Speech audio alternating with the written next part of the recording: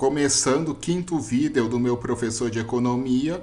Agora o tema de hoje é discutir por que a centro-direita fechou com a extrema-direita no segundo turno da eleição presidencial de 2018.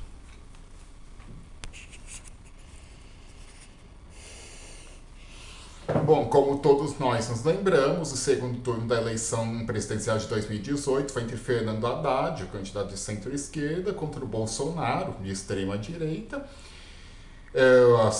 Os candidatos de centro-direita, que foram o Alckmin, o Meirelles, o Álvaro Dias, ficaram inviabilizados por causa dos apenas 5% de aprovação do governo Temer.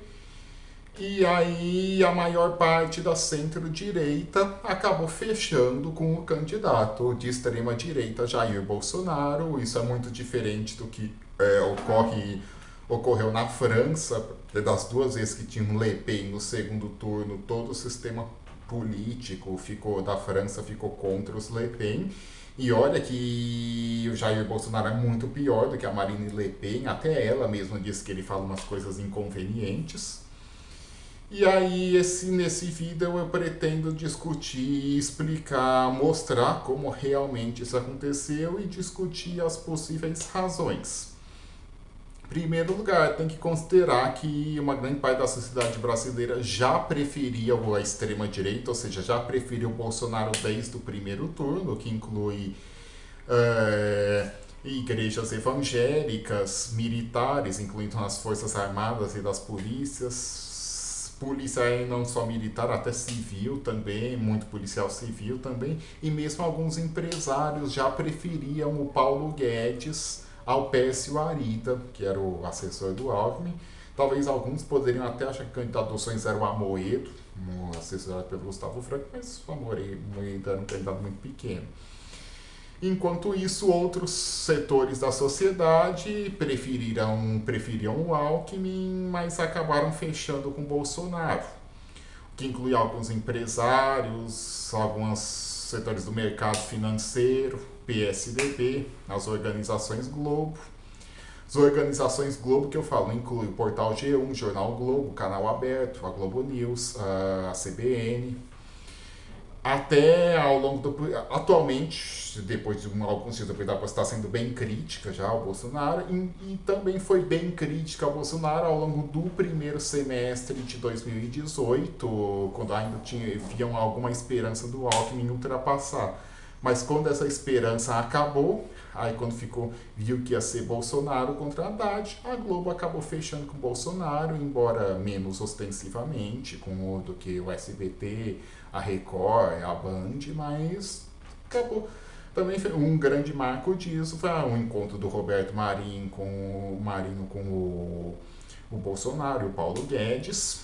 E assim, as provas de que as organizações Globo fecharam com o Bolsonaro foi, primeiro, ignorou nos primeiros dias a notícia da Folha sobre os disparos de fake news e o WhatsApp feito por empresários com dinheiro não declarado, inclusive lá o cara da Havan,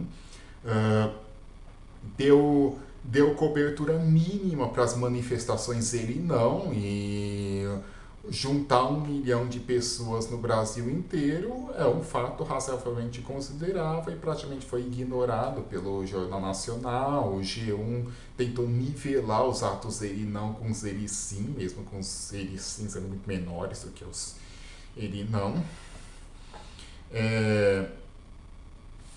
Praticamente qualquer meio de comunicação da Globo ignorou a crise econômica da Argentina. A Argentina, que com o Macri está seguindo o modelo econômico que o Paulo Guedes quer implementar no Brasil.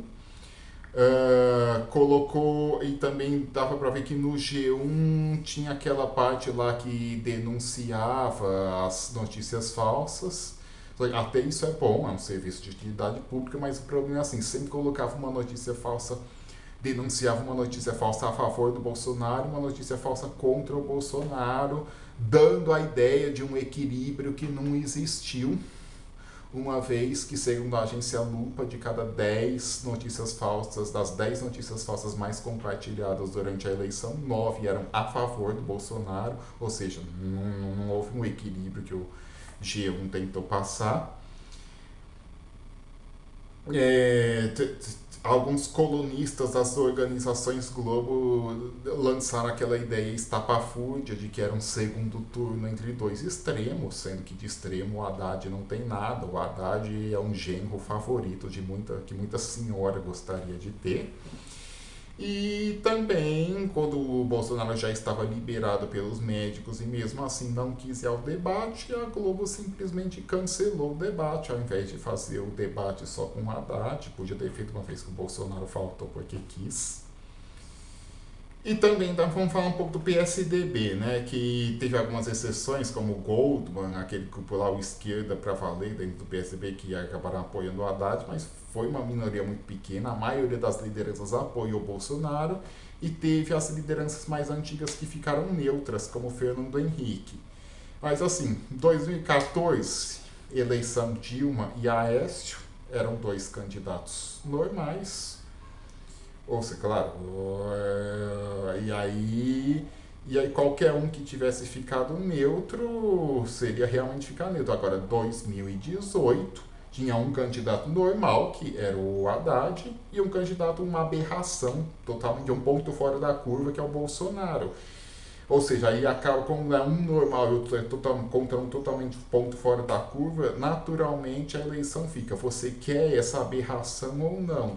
E aí quem cala consente. Por isso eu interpreto que nesse segundo turno um posicionamento uma neutralidade e um posicionamento pró Bolsonaro não tem grande diferença.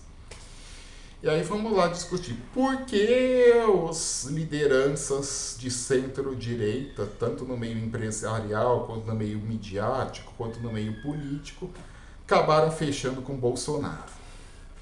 Bom,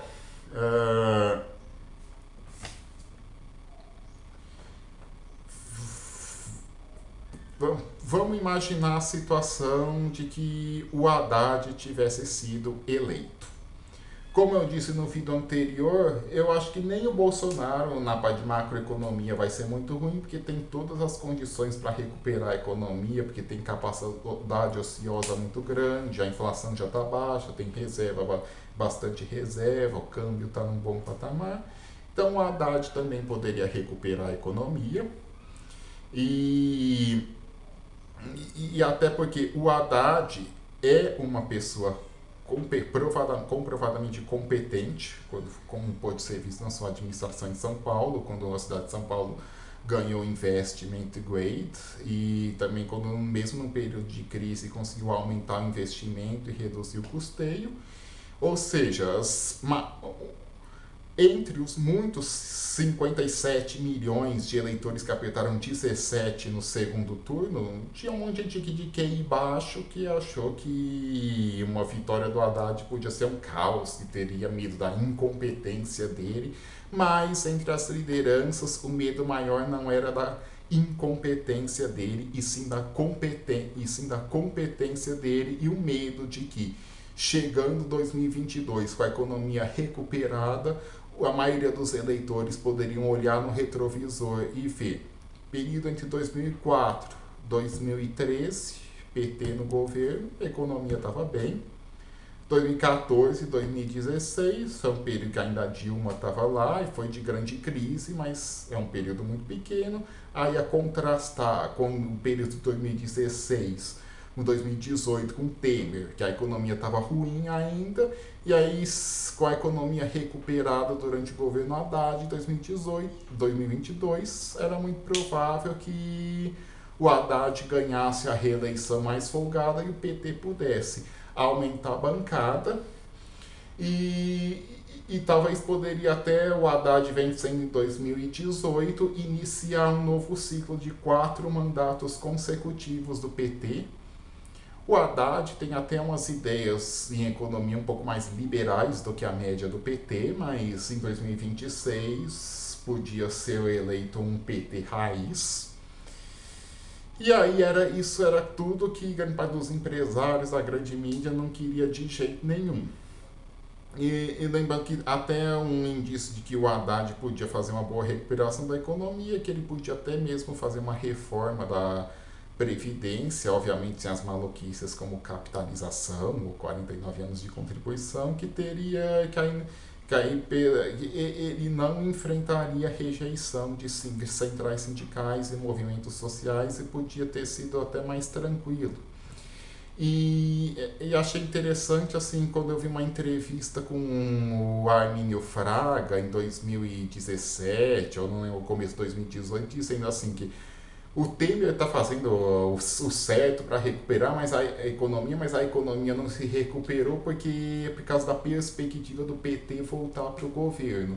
Aí pensei, bom, se o PT voltar para o governo, aí não vai ter mais a perspectiva do PT voltar para o governo, porque já vai estar no governo, aí pode até criar um novo clima para melhor para investimentos. E, e com o Bolsonaro presidente, é possível a economia recuperar também o resto. Isso é um caos, mas ainda assim a centro-direita tem esperança maior de suceder o Bolsonaro em 2022, porque aí a memória do Temer já vai estar mais longe. E aí pode eleger alguém como Dória ou Alckmin em 2022. E outra coisa que eu queria lembrar é que quando ainda não estavam nem falando de Haddad, quando estavam da possibilidade do segundo turno entre Ciro e Bolsonaro, Ciro Gomes e Jair Bolsonaro, não se via lideranças de centro-direita falando que iam apoiar o Ciro, ou seja, a negativa de apoiar o PT não teve a ver com esses escândalos de corrupção do PT e simplesmente porque mesmo a centro-direita não queria abrir mão da agenda liberal de jeito nenhum. Os empresários não estavam dispostos a abrir mão da reforma trabalhista do Temer, porque tanto o Haddad quanto o Ciro pretendiam reverter, mesmo que só parcialmente. E aí os empresários quiseram ou manter ou até aprofundar, como pode ser o caso do Bolsonaro, que acha que ele acha que o trabalhador do Brasil tem muito direito, ou seja, para finalizar, a centro-direita fechou com o Bolsonaro, tinha a opção de um cara de centro-esquerda bem moderado como Haddad, mas mesmo assim fechou com esse cara totalmente desqualificado como o Bolsonaro. E aí, se der merda, como provavelmente esses primeiros dias já estão mostrando que a grande chance de não dar, pode sobrar sujeira até para a centro-direita na eleição de 2022.